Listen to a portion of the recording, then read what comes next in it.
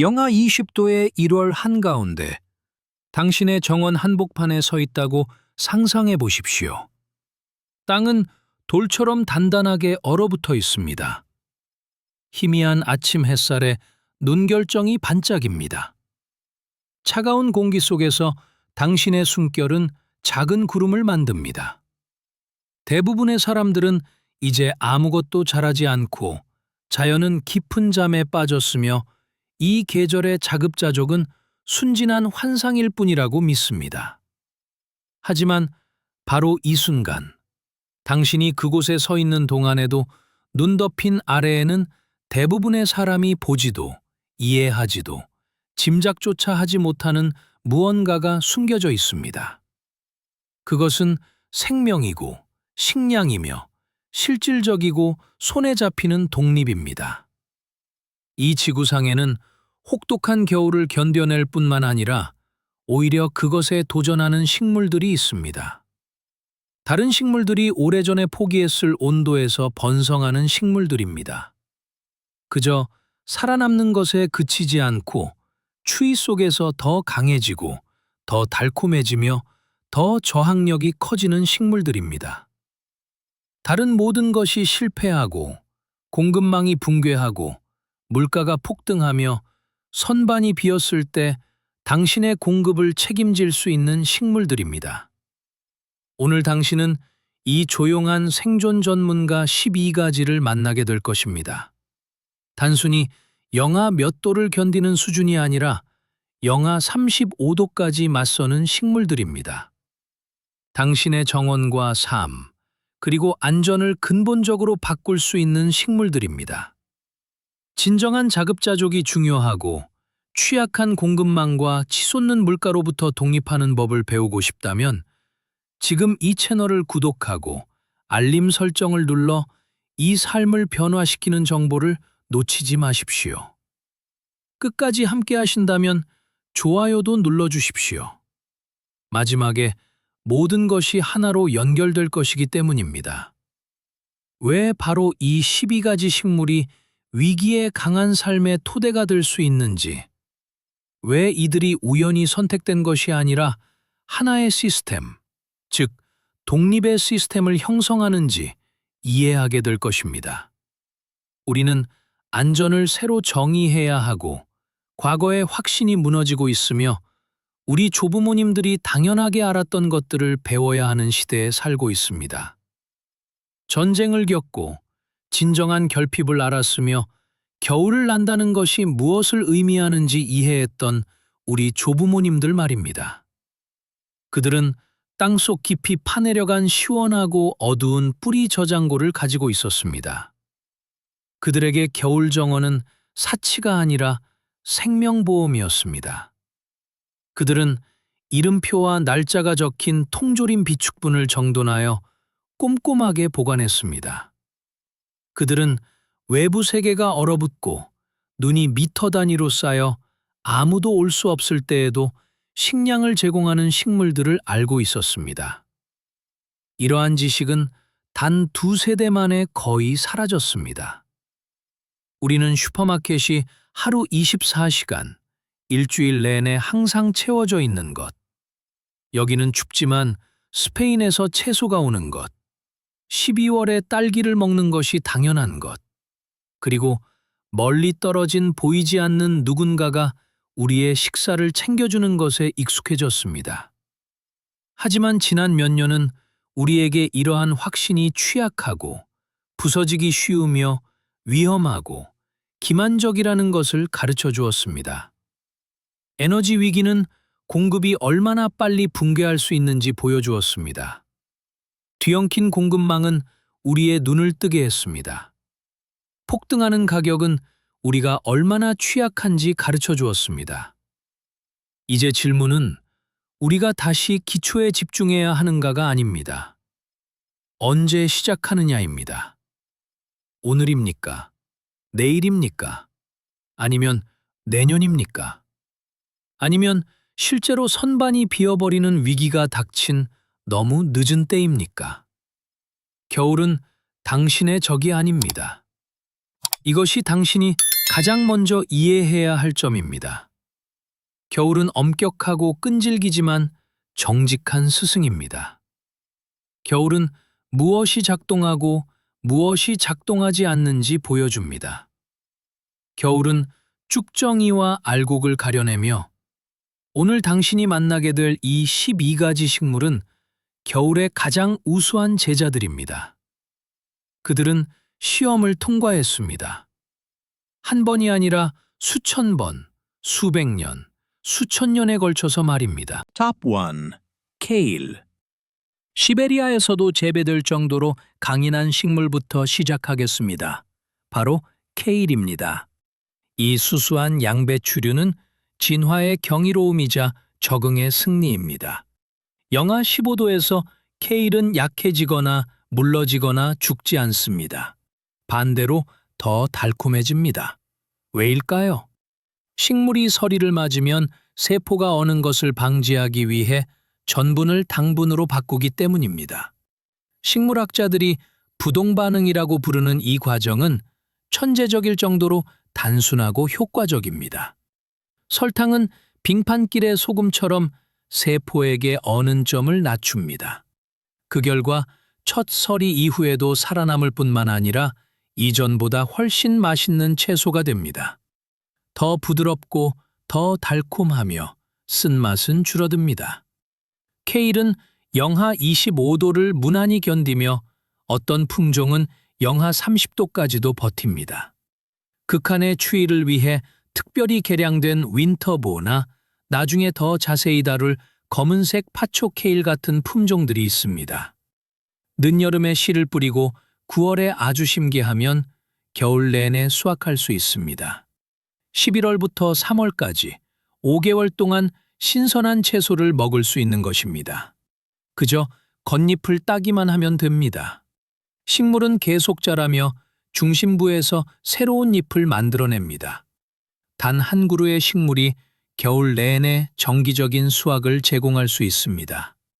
1월에 밖으로 나가는 상상을 해보십시오. 눈이 내렸습니다.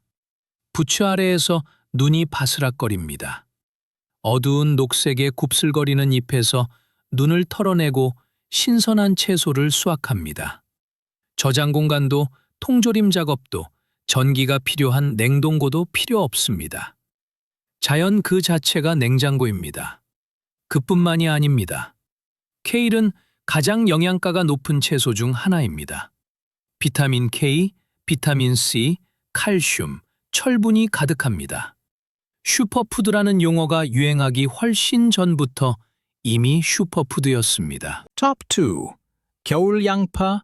목록의 두 번째 식물은 많은 이들이 너무 흔하다는 이유로 과소평가하는 식물입니다. 바로 겨울 양파입니다. 하지만 속지 마십시오. 이것들은 당신이 여름에 수확하는 일반적인 양파가 아닙니다. 겨울 양파는 땅 속에서 겨울을 나도록 특별히 육성된 것입니다. 셰익스피어, 레이더, 센슈 같은 품종들 말입니다. 이들은 9월이나 10월에 심어집니다. 호두보다 크지 않은 작은 씨양파를 심습니다.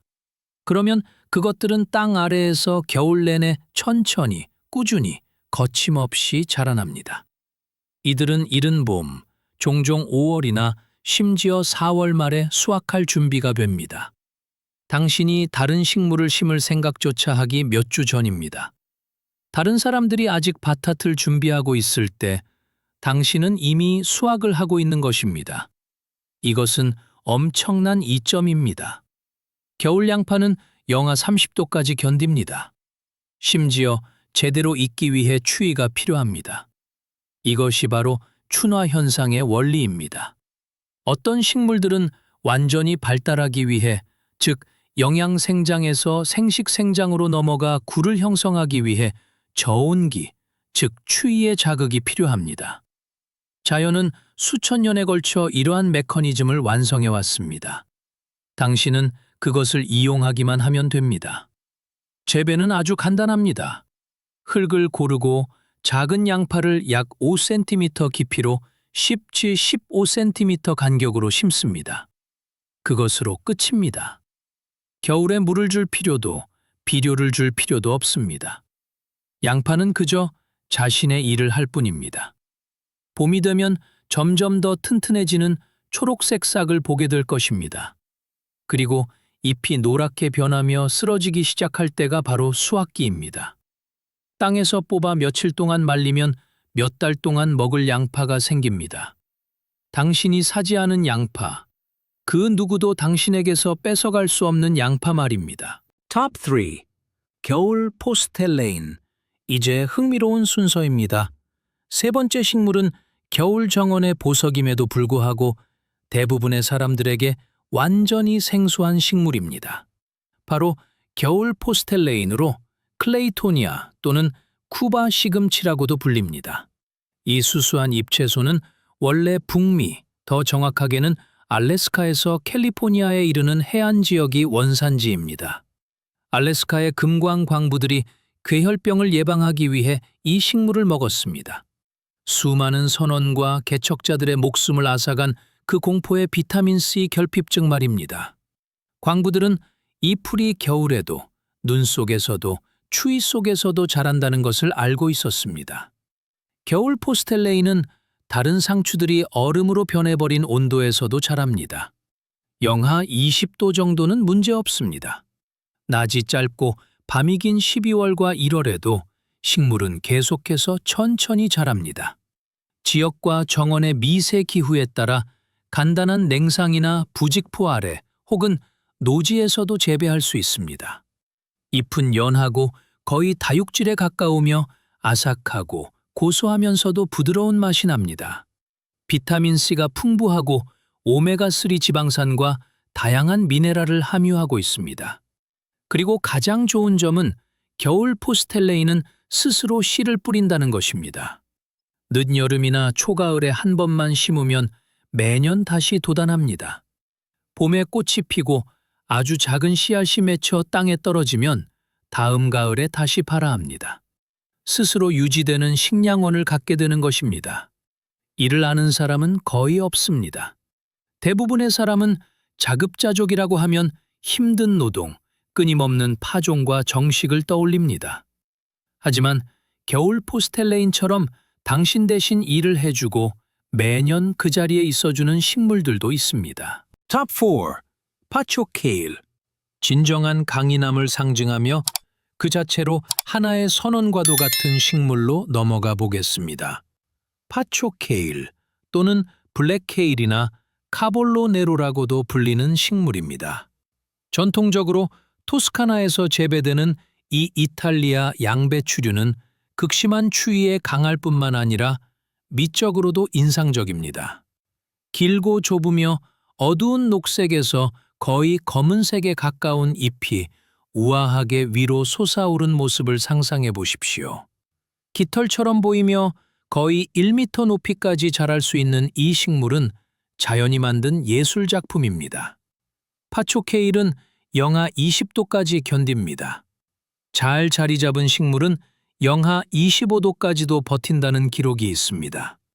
일반 케일과 마찬가지로 서리를 맞은 후에는 더 달콤하고 부드러워집니다.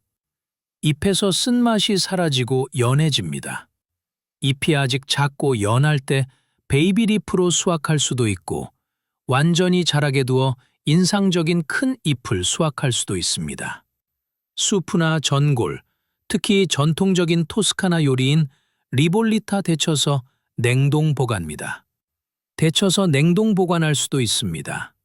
오븐에 구워 칩으로 만들 수도 있고 생으로 스무디에 넣어 마실 수도 있습니다. 파초케일은 겨울 내내 당신의 정원에 조용한 파수꾼처럼 서서 당신을 먹일 준비를 하고 있습니다. 관리는 거의 필요 없습니다. 초여름이나 한여름에 한 번 심어두면 천천히 하지만 꾸준히 자랍니다. 가을이 되면 완전히 자라며 그때부터 진정한 전성기가 시작됩니다. 다른 식물들이 시들고 죽어갈 때 파초케일은 강인하고 푸르게 살아남아 있습니다. 그것은 우리에게 보여줍니다. 생명은 포기하지 않는다는 것을요. Top 5. 파스닉. 계속 채널 고정해 주세요. 이제 땅 속에서 묵묵히 일하며 당신의 자급자족을 보장해줄 식물들을 소개할 차례입니다. 5번째 식물은 유럽 문화에 깊이 뿌리박힌 뿌리채소로 우리 조상들이 수백 년 동안 먹어온 파스닙입니다. 16세기에 감자가 유럽에 들어오기 전까지 파스닙은 가장 중요한 주식 중 하나였습니다. 수도원 정원, 농가 정원 등 어디에서나 재배되었습니다. 그러다 감자에 밀려 거의 잊혔습니다. 하지만 지금 다시 부활하고 있습니다. 그럴 만한 이유가 있습니다. 파스닙은 단순히 추위에 강한 것이 아니라 추위를 사랑합니다. 파스닙은 자신의 잠재력을 최대한 발휘하기 위해 서리가 필요합니다. 파스닙은 땅 속에서 겨울을 날 수 있으며 서리가 그 맛을 정화한 후에야 수확됩니다. 추위는 전분을 설탕으로 바꾸어 파스닙을 더 달콤하고 향긋하게 하며 맛의 깊이를 더해줍니다. 여름에 수확한 파스닙은 밋밋하고 나무처럼 딱딱하며 흥미없는 맛이 납니다. 하지만 겨울을 땅 속에서 보낸 파스닙은 달콤하고 고소하며 거의 버터 같은 맛이 납니다. 땅 속에 있는 파스닙에게 영하 25도는 장애물이 아닙니다. 봄에 씨를 뿌리고 여름과 가을 내내 자라게 둔 다음 겨울 동안 그대로 두면 됩니다. 땅이 심하게 얼어 수확하기 힘들 경우를 대비해 볏짚이나 낙엽으로 밭을 덮어주면 좋습니다. 그리고 필요할 때마다 파내면 됩니다. 12월, 1월, 2월에도 말입니다. 3월까지도 땅 속에 그대로 있을 수 있습니다. 땅이 얼어붙었더라도 포크나 곡괭이로 식량을 얻을 수 있습니다. 얼음에 구멍을 내고 더 깊이 파면 그곳에 에너지와 맛이 가득한 하얗고 굵은 뿌리가 있습니다.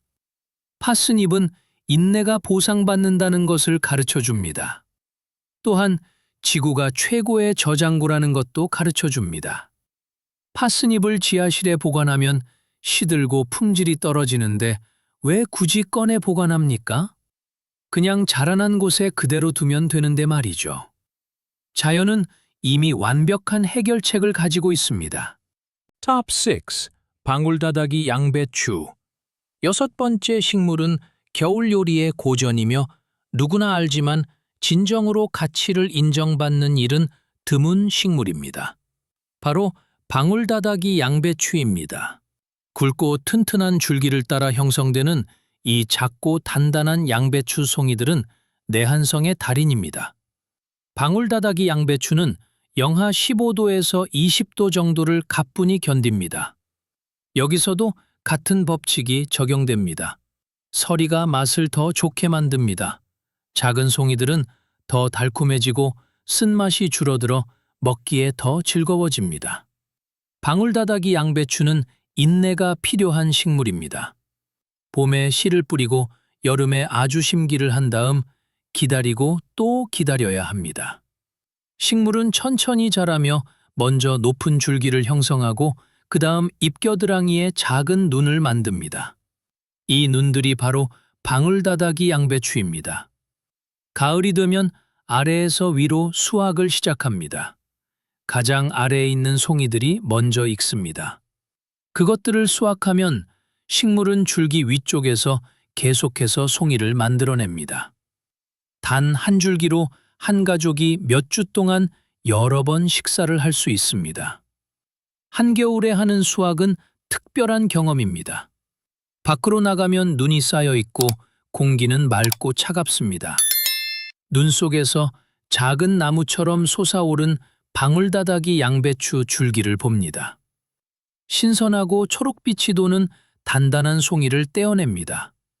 그것들은 구슬처럼 딱딱하게 얼어 있습니다. 그것을 집안으로 가져와 해동한 다음 요리합니다. 버터를 넣어 살짝 찌거나 올리브유와 소금을 쳐서 오븐에 굽거나 수프에 넣습니다. 맛은 강렬하고 달콤하며 향긋합니다. 이것이 바로 완벽한 자급자족입니다. 인내에 대한 보상입니다. Top 7. 돼지 감자. 이제 정말 가치 있는 식물임에도 불구하고 자주 간과되는 식물로 넘어가 보겠습니다. 재배가 가장 쉽고 수확량이 가장 많은 식물 중 하나인 돼지 감자입니다. 예루살렘 아티초크라고도 불리는 이 덩이줄기는 해바라기의 친척입니다. 여름에는 수미터 높이로 자라며 작은 해바라기를 닮은 노란 꽃을 피웁니다. 하지만 진짜 보물은 땅 속에 있습니다. 돼지 감자는 사실상 불멸입니다. 덩이줄기는 땅 속에서 겨울을 나며 영하 30도는 거뜬히 견딥니다. 어떤 기록에는 영하 35도까지도 버틴다고 합니다.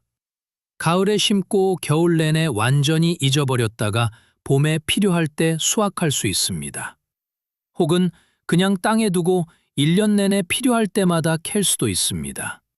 돼지 감자 역시 파스닙처럼 겨울에 가장 답니다.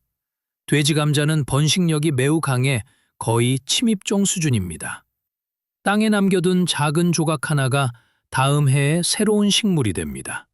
즉, 한 번 심으면 수년, 아니 수십 년 동안 믿음직한 식량원을 갖게 된다는 뜻입니다. 당신이 할 일은 아무것도 없습니다. 식물은 매년 그저 자신의 일을 할 뿐입니다.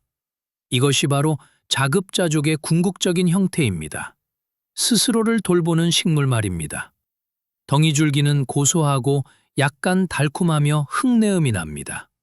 활용도도 높습니다. 생으로 채 썰어 샐러드에 넣을 수도 있고 삶거나 볶거나 수프로 만들 수도 있습니다. 심지어 칩으로 만들 수도 있습니다. 돼지 감자에는 체내에서 소화되지 않지만 장내 유익균의 먹이가 되는 프리바이오틱 식이섬유인 이눌린이 들어 있습니다. 이는 돼지 감자가 장 건강에 좋고 면역력을 높여준다는 뜻입니다.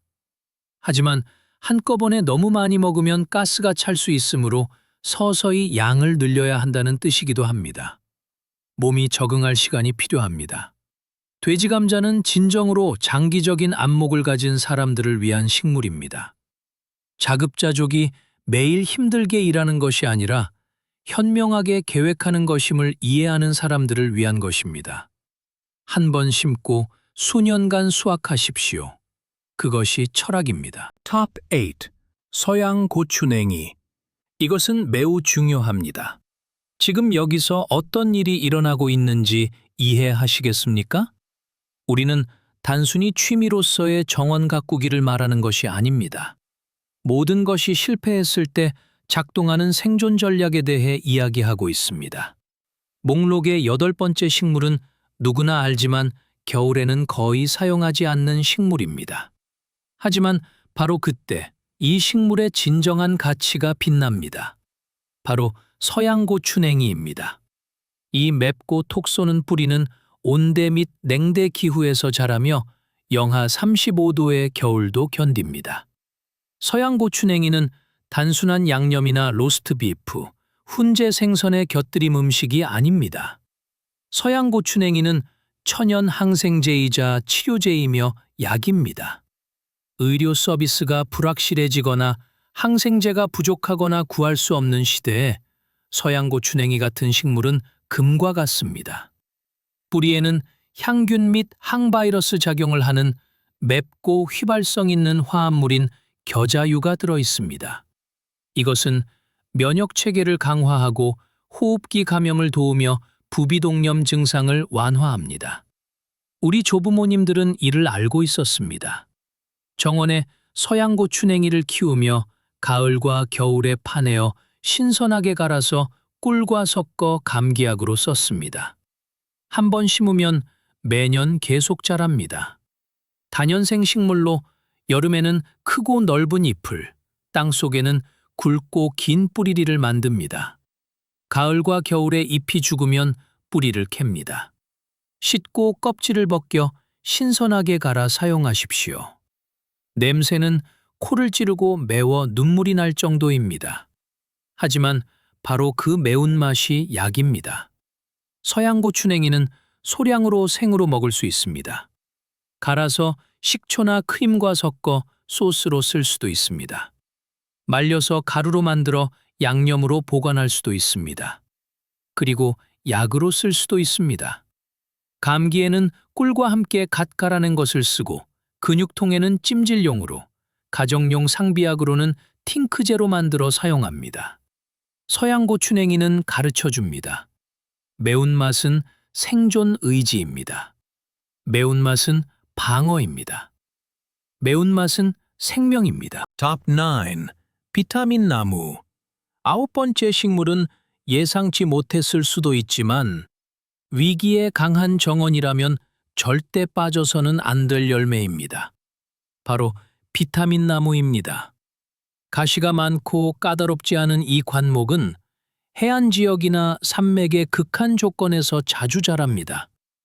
바람이 휘몰아치고 모래가 날리는 발퇴해의 사구에서 혹은 토양이 척박하고 겨울이 혹독한 산악지대에서 말입니다. 비타민 나무는 영하 40도의 겨울도 견뎌냅니다. 시베리아 수준의 추위입니다. 늦여름과 가을에 익는 주황색 열매는 진정한 비타민 폭탄입니다. 레몬보다 많은 비타민C를 함유하고 있으며 오렌지보다는 10배나 더 많습니다.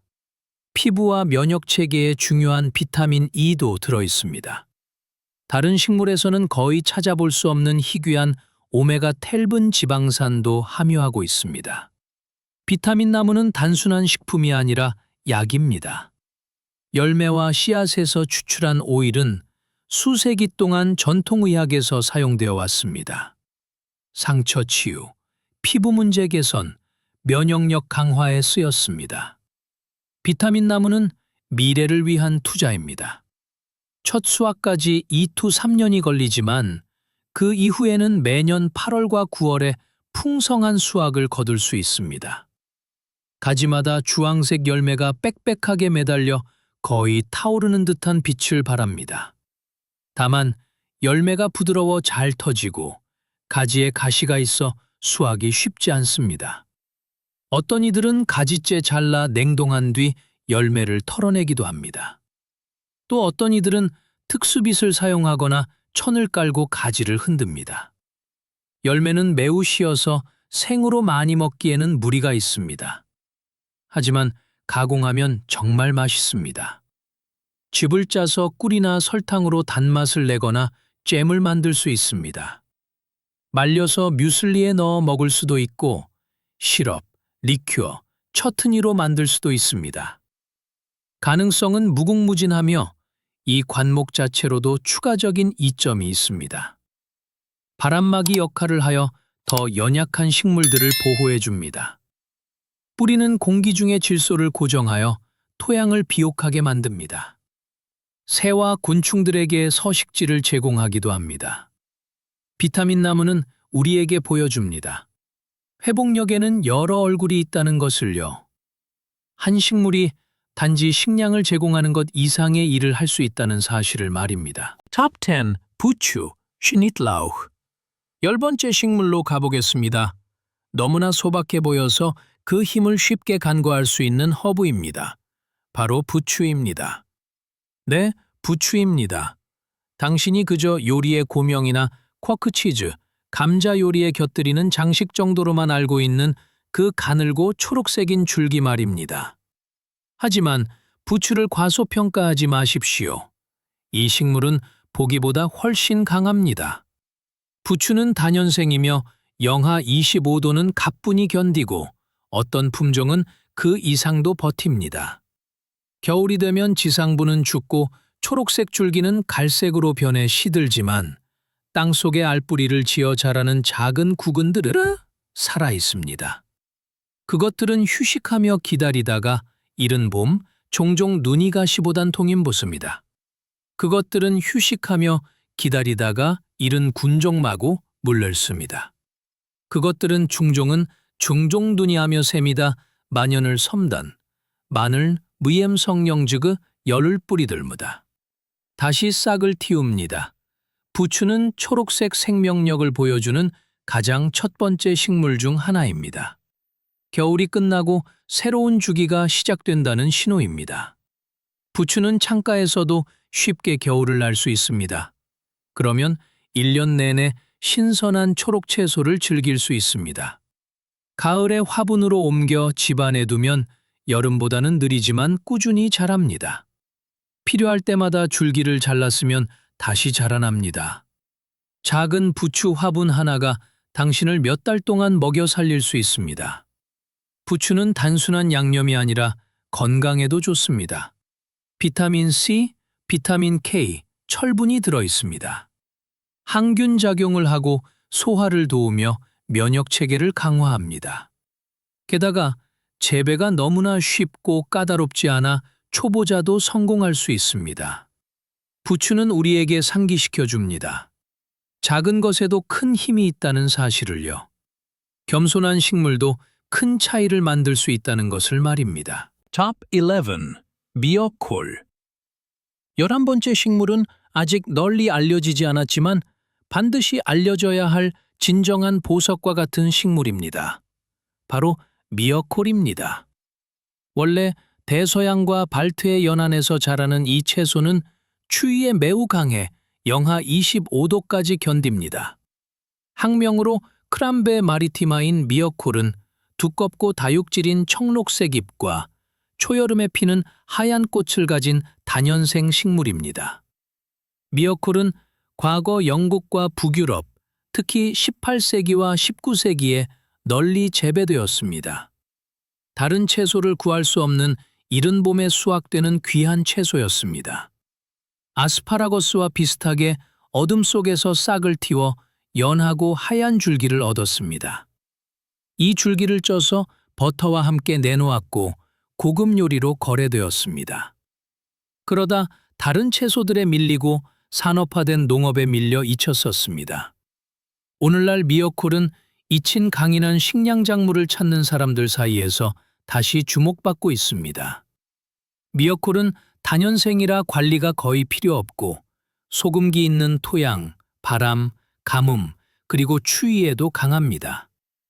봄이 되면 뿌리에서 굵고 튼튼한 싹이 돋아나는데 이를 수확해 먹을 수 있습니다. 나중에는 커다란 잎이 자라는데 이것도 식용이 가능하지만 맛은 조금 더 거칩니다. 식물이 자리 잡는 데 몇 년이 걸리지만 일단 정착하면 사실상 무적입니다. 미어콜은 우리에게 보여줍니다. 조상들이 알았던 지혜를 잊어서는 안 된다는 것을요. 과거 속에 미래를 위한 해결책이 있습니다. 오래된 품종, 잊힌 식물, 전통적인 지식, 이 모든 것들은 오늘날 우리가 인식하는 것보다 훨씬 더 가치 있을 수 있습니다. Top 12. 메자나무.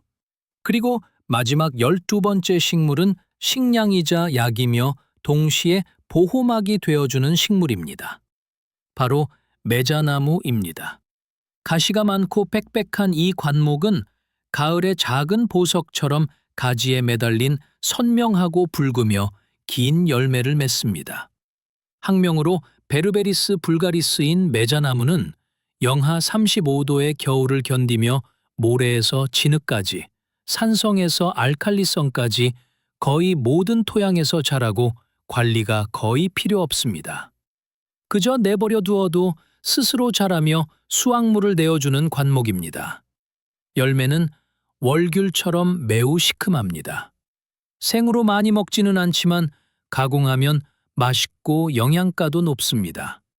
비타민 C, 유기산, 항산화제가 풍부해 비타민 보충에 매우 좋습니다. 말리면 오랫동안 보관할 수 있고 건포도처럼 사용할 수 있습니다. 페르시아 요리에서는 제레슈크라고 불리는 말린 메자나무 열매가 많은 요리, 특히 쌀 요리에 필수적으로 들어갑니다. 요리에 기분 좋은 산미와 신선함, 복합적인 맛을 더해줍니다. 메자나무 열매로 잼을 만들거나 시럽, 즙을 낼 수도 있습니다. 그뿐만 아니라 이 식물은 약효도 가지고 있습니다. 뿌리 껍질에는 항균 작용을 하고 소화를 도우며 설사 증상을 완화하는 성분인 베르베린이 들어 있습니다. 전통의학에서는 메자나무 뿌리를 간과 담낭 문제에 사용했습니다. 그리고 마지막으로 가시가 있습니다. 메자나무는 빽빽하고 가시 돋친 가지를 뻗어 천연 장벽을 형성합니다. 울타리로 심어 당신의 부지를 보호하고 사람이나 동물 같은 불청객의 접근을 막을 수 있습니다. 메자나무 울타리는 통과하기가 거의 불가능합니다. 고란이나 사슴조차 피할 정도입니다. 매자나무는 식량, 약, 그리고 안전이 완벽하게 조화된 식물입니다. 식물은 다기능적일 수 있으며 한 가지 이상의 역할을 수행할 수 있다는 것을 우리에게 보여줍니다. 이것이 그 12가지 식물입니다. 추위에 맞서는 12인의 조용한 전사, 독립의 12개 기둥, 위기에 강한 삶을 위한 12개의 벽돌입니다. 하지만 이들을 아는 것만으로는 충분하지 않습니다. 이 영상을 보고 예전처럼 계속 살아가는 것만으로는 부족합니다. 당신은 이들이 어떻게 함께 작용하는지 이해해야 합니다. 이들이 하나의 시스템을 형성한다는 것을 이해해야 합니다. 당신의 정원을 하나의 살아있는 네트워크, 즉, 각 식물이 역할을 수행하는 유기체로 상상해 보십시오. 겨울 정원은 휴식의 장소가 아니라 조용한 활동의 장소이며 숨겨진 과정의 장소이고 느리지만 멈출 수 없는 생명 생산의 장소입니다. 케일과 파초케일은 비타민과 미네랄이 풍부한 신선한 잎채소를 제공합니다. 이들은 녹색 채소, 엽록소, 2차 식물 영양소에 대한 당신의 요구를 충족시킵니다. 파스닙과 돼지 감자는 에너지, 칼로리, 포만감을 위한 전분질 뿌리를 제공합니다. 이들은 당신의 탄수화물 공급원이자 빵이고 감자입니다.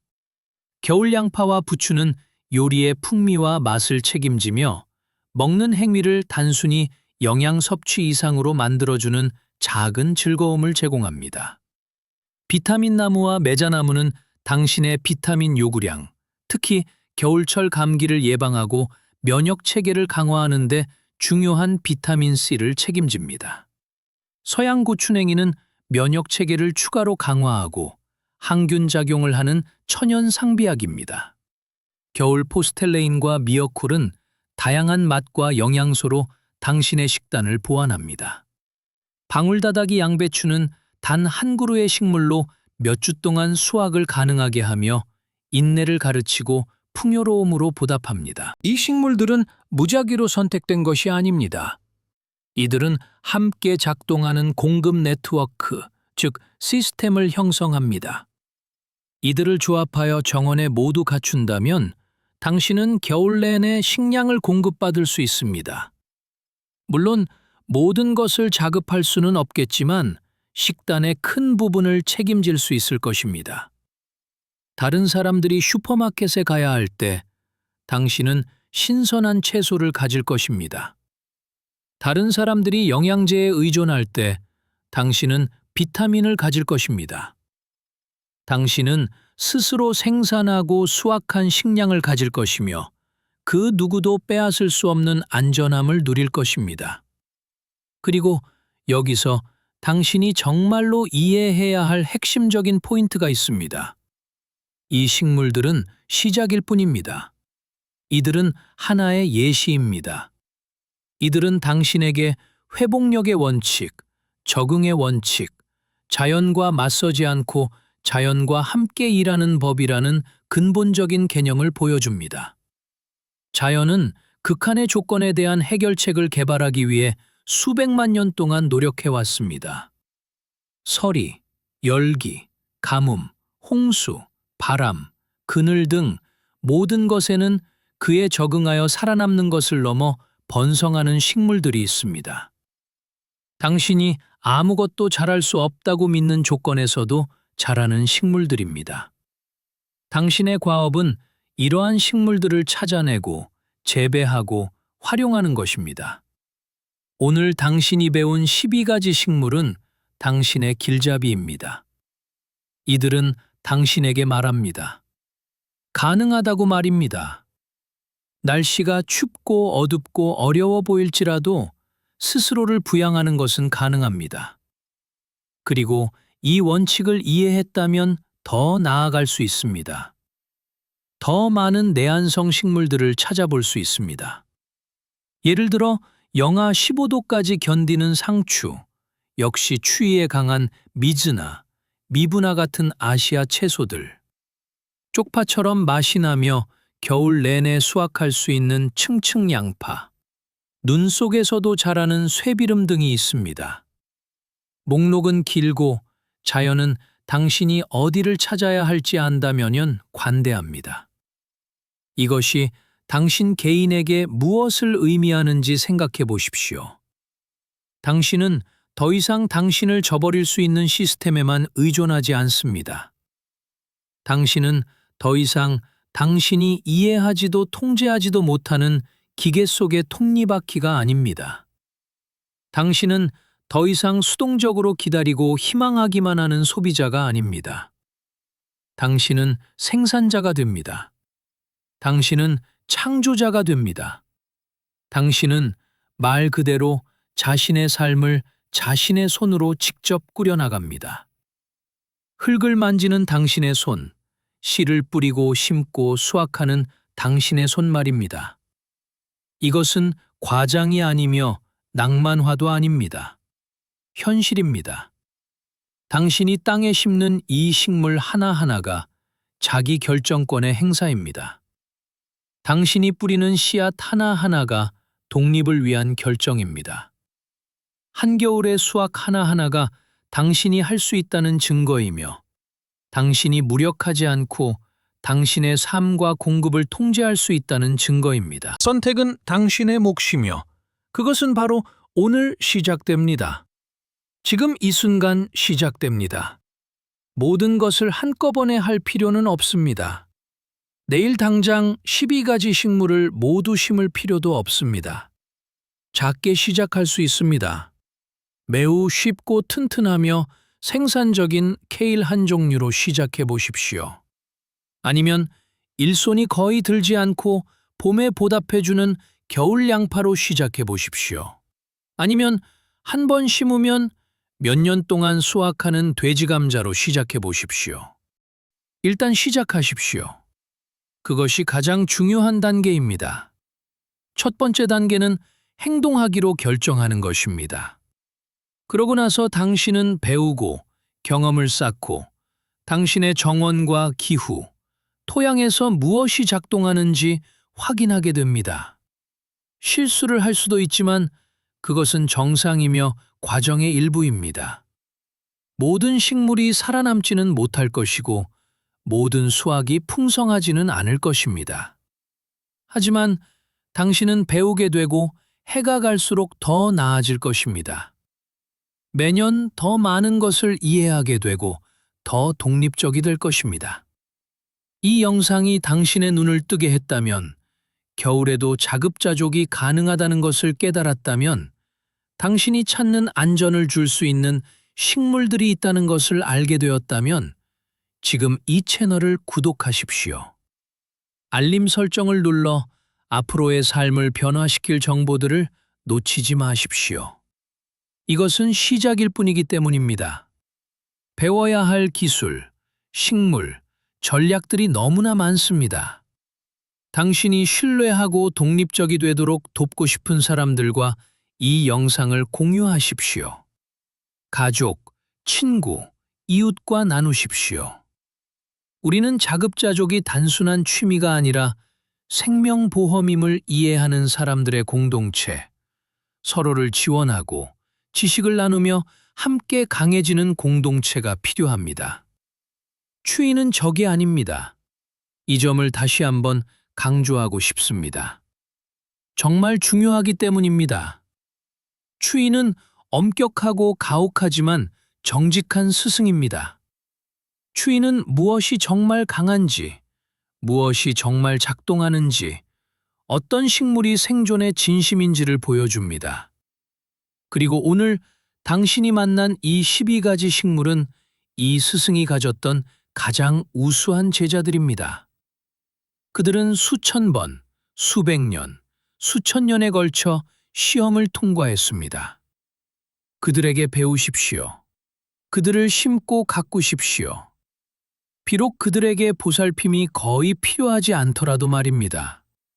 그들을 관찰하고 경탄하고 수확하며 자유로워지십시오. 두려움으로부터 자유로워지고 의존으로부터 자유로워지며 당신이 옳다고 생각하는 방식으로 당신의 삶을 살아갈 자유를 얻으십시오. 당신 자신과 당신이 사랑하는 사람들을 돌볼 수 있다는 확신을 가지십시오. 어떤 일이 닥치더라도 날씨가 아무리 추워지더라도 상관없습니다.